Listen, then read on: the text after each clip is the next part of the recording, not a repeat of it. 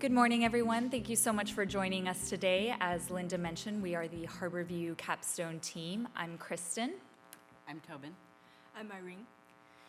And we are looking at patient care communication in the intensive care unit of Harborview Medical Center. Our sponsor, Dr. Mark Werfel, who is an ICU physician at Harborview, was interested in improving the efficacy of a tool used to coordinate provider care actions in the intensive care unit, known as the plan of the day, which is this piece of paper. To better understand the motivations for redesigning this tool, we conducted extensive observations in the ICU, which would start typically with 8 a.m. rounding, where the ICU care team for any given patient comprised of an attending physician, a fellow, several residents, the patient's nurse, and additional providers such as pharmacists and dietitians would meet at a patient's bedside to discuss the goals to be achieved over the next 24 hours, which is the standard benchmark of time in the ICU. So during the conversations all these providers would have, there would be a resident in charge of documenting the plan of the day, which is unique in that it captures overarching goals such as there's a family meeting at 2 o'clock for this patient, or patient will eat solid foods today. It is important to note that the detailed clinical information concerning a patient's condition is documented on workstations on wheels known as WOWs, and that providers have their individual checklists and printouts of patient care. But the plan of the day is truly unique in that it is so synthesized from a variety of providers in an effort to advance patient care goals. And so we've got this lovely document generated by several physicians, and after the end of rounding, it's handed off to a nurse, or as we often saw, left to languish by a patient's near their room. And we'd see these pieces of paper all throughout the ICU and think it's such a shame that they spend all this time coordinating their efforts, but as the day progresses, duplication happens as providers pursue parallel knowledge without a central source to check in if someone's already done this or that. They work on their workroom computers or consult their mobile phones, but perhaps it's most severe at night when the number of residents is reduced to 2 and they're in charge of around 18 to 20 patients, and we would see these giant whiteboard checklists grow as the only means to have a central hub for checking on the status of a patient's care plan. So we saw a lot of duplication of effort, and were inspired to redesign the experience of the plan of the day from a one-way street where it's created, but then everyone goes off and pursues their own course of treatment, to a collaborative hub that is where you can input and access information to more efficiently advance patient care. So we started our process by conducting literature review, expert interviews, and observations to understand the workflow in ICU and also technology used in ICU. We also went through the HIPAA training to understand how to work with patient data privacy. And we engaged residents in participatory design to understand the essential information they need during their day. And based on the feedback we got from residents, we made our interactive prototype in Extra and Marvel and used them to test with ICU residents with a simulated rounding script. And then we refined our prototype based on the testing result. So we have 3 major design goals, and the first one is available, where we want to make our tool available to users at all times, so residents and nurses can access the patient care plan at any time, at any place, because they are usually at different locations throughout the day.